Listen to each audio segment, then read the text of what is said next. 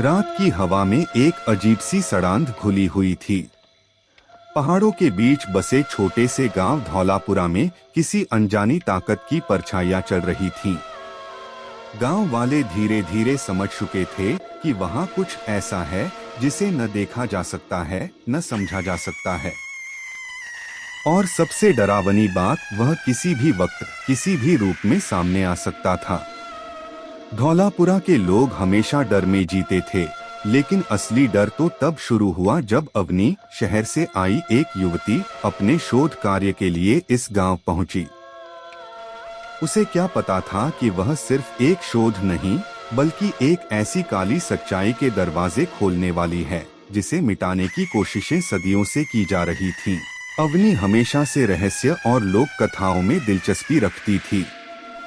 उसे पुरानी सभ्यताओं, रीतियों और ग्रामीण अंधविश्वासों का अध्ययन करना पसंद था।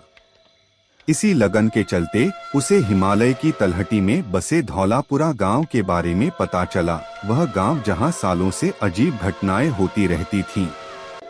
जब अवनी पहली बार धौलापुरा पहुंची तो उसका स्वागत कड़ाके की ठंडी हवा ने किया। ऐसा लग रहा था जैसे हवा चेतावनी दे रही हो, यहाँ जो दिखता है वह सच नहीं है। गांव छोटा था, लेकिन उसमें फैली खामोशी किसी बड़े डर की ओर इशारा कर रही थी। लोग कम दिखते और जो दिखते भी, वे अजनबियों को घूरते हुए देखते थे, जैसे वे जानना चाहते हों कि यह नया इंसान मौत के जाल में क्यों फंसने आया है। गांव के सरपंच बुजुर्ग धर्म सिंह ने अवनी को उसके ठहरने के लिए पुराने ढाबे के पास बने एक लकड़ी के कमरे की चाबी दी।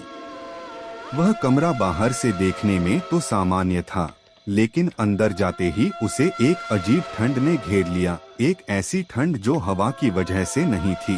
पहली रात अवनी ने शोध पत्रों पर काम करने की कोशिश की, लेकिन बार बार उसे महसूस हुआ कि कमरे में कोई और भी है। वह मुड़कर देखती तो पीछे सिर्फ अंधेरा होता। रात के लगभग 2:30 बजे उसे दरवाजे पर धीमे से खटखटाने की आवाज सुनाई दी।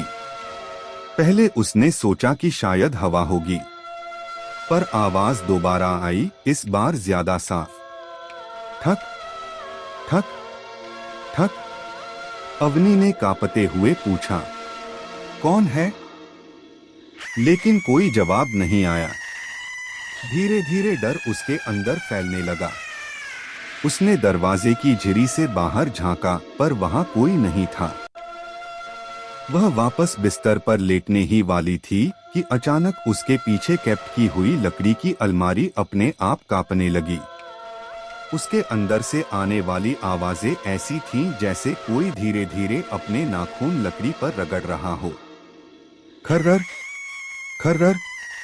अवनी ने हिम्मत जुटाई और अलमारी का दरवाजा खोला, पर अंदर कुछ नहीं था, सिर्फ एक पुरानी धूल से ढकी किताब।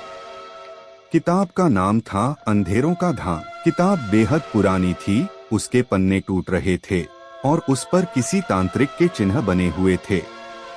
किताब खोलते ही एक तेज हवा कमरे का दरवाजा धड़ाम से बंद कर गई। अवनी किताब पढ़ने लगी। उस पर लिखा था, धौलापुरा एक ऐसा स्थान है जहां अंधेरों का पहरा सदियों से बसा है। यहाँ एक प्राचीन आत्मा कैद है जो पूर्णिमा की रात को बाहर आने की कोशिश करती है। उसे रोकने के लिए हर पीढ़ी से एक रक्षक चुना जाता है। अवनी की रीढ़ में सिहरन दौड़ गई। उसे लगा कि शायद यह सिर्फ कोई मिथक है जो गांव वालों को डराने के लिए बनाया गया होगा। लेकिन उस रात उसे एक ऐसा सपना आया जिसने उसके विश्वास को हिला दिया। उसने सपने में देखा कि वह जंगल के बीच खड़ी है और उसके सामने एक लंबी काली परछाई खड़ी है जिसकी आंखें अंगारों की तरह जल रही हैं। वह परछाई धीरे धीरे उसकी ओर बढ़ रही थी और उसके हर कदम के साथ जमीन कांप रही थी। परछाई ने कहा, तुमने किताब खोल ली है, अब तुम भी चुनी हुई हो। अवनी चीखते हुए उठ बैठी। उसका पूरा शरीर पसीने से भीगा हुआ था। अगले दिन उसने यह बात सरपंच धर्म सिंह को बताई। वह यह सुनकर पीला पड़ गया। तुम्हें यह किताब नहीं खोलनी चाहिए थी बिटिया, उसने कांपती आवाज में कहा। जिसने भी वह किताब खोली है वह या तो पागल हुआ है या मारा गया। अवनी ने पूछा, लेकिन यह आत्मा कौन है और रक्षक कौन? धर्म सिंह ने गहरी सांस ली और बोला, वह आत्मा है भैरवनाथ, एक शक्तिशाली तांत्रिक जो सदियों पहले गांव पर राज करना चाहता था। उसके काले कर्मों से क्रोधित होकर गांव वालों ने उसे जिंदा जला दिया, पर मौत ने उसकी आत्मा को मुक्त नहीं किया। वह आज भी बदला लेने को भटक रहा है।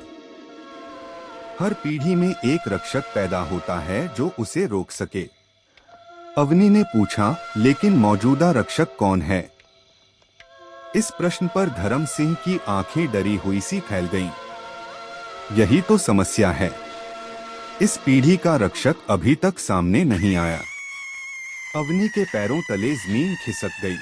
उसी शाम अवनी गांव के किनारे स्थित घने जंगल की तरफ गई, जहां से अक्सर अजीब आवाजें सुनाई देती थीं।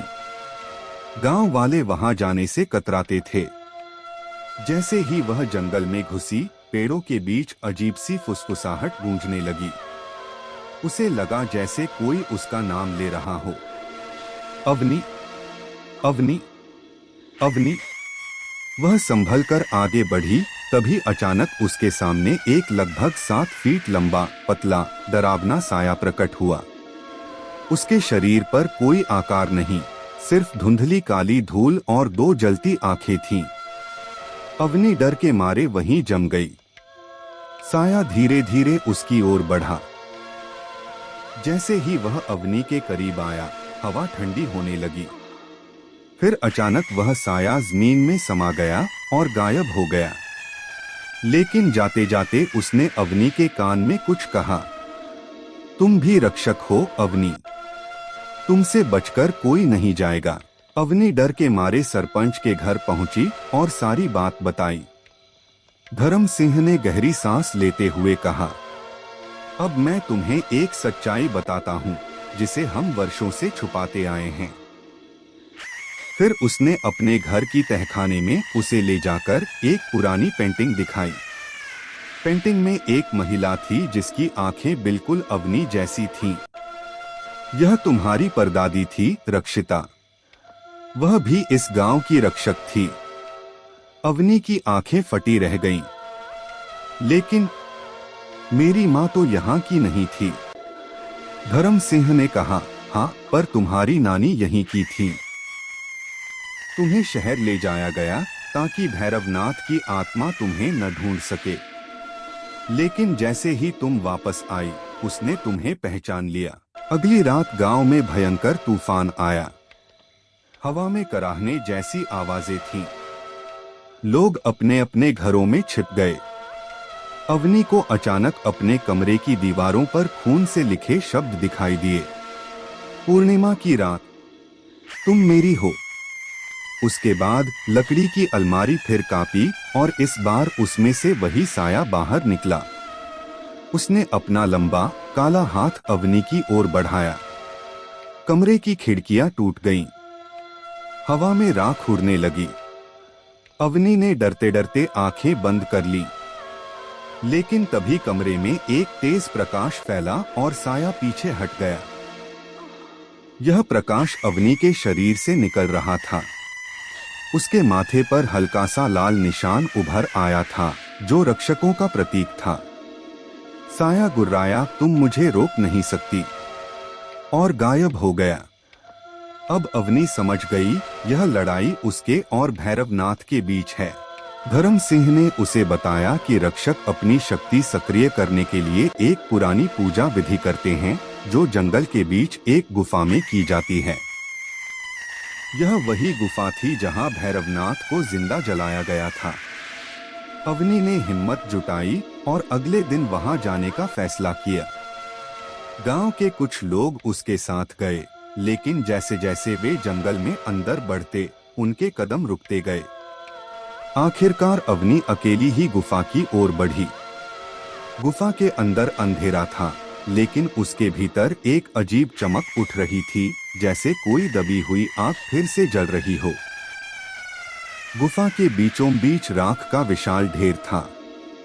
अवनी घुटनों के बल बैठकर मंत्र पढ़ने लगी, वही मंत्र जो किताब में लिखा था। जैसे जैसे मंत्र आगे बढ़ता गया, हवा तेज होती गई और राख के ढेर से एक आकृति उठने लगी। अचानक राख पूरी तरह हवा में उड़ गई और उसकी जगह भैरवनाथ खड़ा था, इतना भयानक कि अवनी की सांसें रुक गईं। उसका शरीर आधा जला हुआ, आंखें नीली आग की तरह चमकती हुई और आवाज ऐसी जैसे हजारों लोग एक साथ चीख रहे हों। सदियों बाद अंततः मैं मुक्त हूँ, उसने गर्जना की। वह अवनी की तरफ बढ़ा। अवनी ने मंत्र का अंतिम चरण पूरा किया, लेकिन भैरवनाथ ने उस पर काले धुएं का एक गोला फेंका। वह दूर जा गिरी। तुम सोचती हो तुम मुझे रोक लोगी? मैं अमर हूँ, अवनी ने कांपते हुए कहा। रक्षक कभी हार नहीं मानते। और उसने दोनों हाथ हवा में उठाकर प्राचीन ऊर्जा को पुकारा। अचानक पूरा जंगल हिलने लगा। गुफा की छत से प्रकाश की किरणें उतरने लगीं और अवनी के शरीर में समाने लगी। उसका शरीर चमकने लगा, वह अब सिर्फ इंसान नहीं थी। भैरवनाथ ने अपने आसपास काले धुएं की प्रेतात्माएं बुला ली। वे अवनी पर टूट पड़ी, लेकिन उसकी चमकदार ऊर्जा ने उन्हें राख में बदल दिया। दोनों की भिड़ंत से पूरी गुफा हिलने लगी। बाहर खड़े गांव वाले डर से भागने लगे। भैरवनाथ ने अपनी जली हुई हथेलियों से अवनी पर हमला किया, लेकिन इस बार वह तैयार थी। उसने प्रकाश की एक तेज किरण सीधी उसकी छाती पर मारी। भैरवनाथ चीखा, नहीं, यह शक्ति असंभव है। उसका शरीर फटने लगा। चारों ओर आग और धुएं के गुबार भर गए। वह तड़पने लगा और अंत में उसका पूरा शरीर राख में बदल गया। गुफा से अचानक सन्नाटा फैल गया। अवनी पूरी तरह थक चुकी थी, लेकिन वह मुस्कुराई क्योंकि वह जीत चुकी थी। धौलापुरा में फिर से शांति लौट आई। गांव वाले अवनी की पूजा करने लगे, लेकिन अवनी ने गांव छोड़ने का फैसला किया। उसने कहा, मेरा काम यहाँ पूरा हुआ, लेकिन रक्षक की शक्ति कभी खत्म नहीं होती। वह शहर लौट गई, लेकिन जाते जाते उसने गुफा के रास्ते की तरफ देखा। उसे लगा जैसे राख का एक छोटा सा कण हवा में उड़ा और उसकी ओर देखता हुआ फुसफुसाया, अभी खत्म नहीं हुआ। पूरा गांव फिर से वैसे ही सामान्य हो गया, लेकिन रक्षक की कहानी अब एक नई पीढ़ी में जन्म ले चुकी थी, अवनी के रूप में। और किसी को नहीं पता था कि भैरवनाथ का अंत सच में हुआ या यह सिर्फ एक लंबी नींद थी।